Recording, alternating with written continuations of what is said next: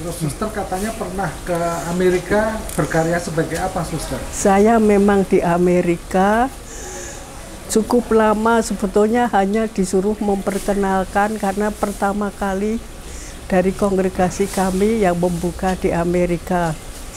Memang saya sendiri sama sekali, tetapi ada orang-orang Jawa yang melihat saya suster dari Jawa. Mereka senang sekali, lalu setiap kali harus datang untuk kumpul ngobrol-ngobrol. Jadi menjadi orang-orang Jogja yang di sana menjadi akrab karena bisa bertemu dan tidak usah diundang, tidak usah apa, tapi selalu datang.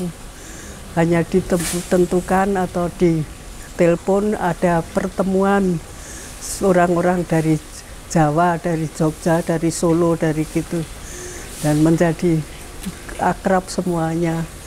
Tapi lalu saya dipindah ke Amerika sendiri sama sekali. Lalu pada suatu hari ada seorang ibu dari Sulawesi, dari Makassar, datang memperkenalkan diri. Pertama kali di Amerika saya ketemu dengan orang Indonesia, lalu bisa ngomong-ngomong Indonesia. Akhirnya kok terbentuk kelompok Indonesia. Entah sekarang masih ada atau tidak, saya tidak tahu, tapi waktu itu lalu senang sekali kita kok tidak dikira akan terbentuk itu semuanya. Dan kalau datang selalu membawa makanan yang enak-enak mereka masak. Jadi kita senang sekali. Berapa lama suster di Amerika? Sekitar 8 tahun. Dan tugasnya untuk ya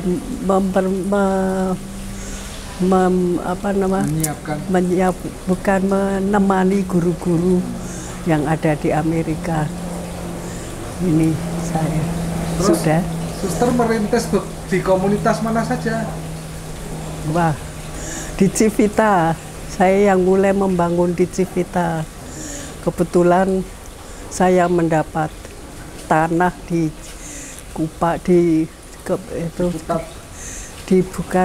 Civita itu di Pamulang. Jakarta, Pamulang. Lalu saya membuatkan tempat untuk anak-anak muda. Saya sekarang tidak tahu bagaimana, tidak pernah ke sana lagi. Tapi dulu menjadi rumah retret yang laku sekali dari anak-anak Jakarta. Ini waktu di Jakarta. Kalau waktu di Amerika selalu sendiri. Tapi setiap minggu selalu ada orang Indonesia yang datang. Dan ternyata banyak sekali orang Indonesia yang tinggal di Amerika dan kerja di sana. Jadi kalau ke ke tempat dan kebetulan rumah saya dekat sekali dengan airport. Jadi kalau ke tempat itu saya kok lupa namanya di mana tuh, saya waktu di Amerika itu. Memphis ya. Silver Spring jalannya di kota Memphis selalu menjadi pusat orang-orang Indonesia yang datang. Biasanya lalu jadi banyak sekali orang kok dengan keluarga biasanya datang untuk ya hanya ngomong-ngomong tentang. Kecuali di Civita, di mana lagi suster yang membangun suster? Wah, saya itu di Civita cukup lama, suster tahu di mana selain di Civita? Oh, sudah. Di Kupang ya. Ke Amerika. Oh, ya. Saya sendiri nggak pernah ingat di Sudah Civita. berapa tahun membiara, suster? Wah, sudah sejak saya umur 21. Sekarang umur berapa ya? 80 ya. Cukup Masuk lama. biara tahun berapa? Aduh, kok sudah lupa ya. Oh. Saya kira-kira 5 tahun sesudah selesai sekolah semuanya. 5 tahun sesudah SMA. SMA di mana, Suster? Stella Duce. Oh, Suster. Lulus Dan- tahun berapa? Kok Lupa. sudah lali, Ya, selalu semua. Tapi sebetulnya waktu saya jadi suster, ibu marah sekali. Kenapa, Suster? Tidak boleh.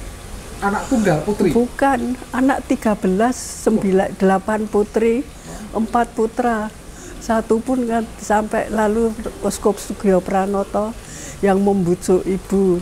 Lalu ibu mengatakan, yang punya anak itu saya, Bapak Uskup. Lalu Bapak Uskup aja tertawa, nggak bisa ngomong apa-apa lagi. Padahal 9 putri, 4 putra, Oh, Suster nomor berapa? 10. Nomor 10. Mungkin disayang ibu jadi anak emas kali. Ya nggak tahu ya. Terus Tapi memang dekat sekali saya dengan ibu. Terus akhirnya kok masuk CB tidak tempat yang lain, kenapa, Suster? Ya saya murid dari CB. Dan saya melihat Fransiskanes itu dulu kok kolot sekali gitu. Ya, dan saya memang hasil dari CB. SMP-nya CB, SMA CB.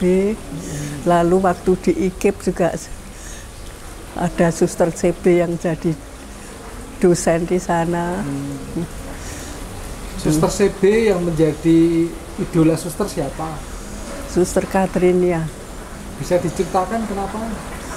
Suster Katrinia itu memang orang Belanda. Tapi entah kenapa ya dia yang mulai dengan sekolah-sekolah di Jogja, sekolah-sekolah CB.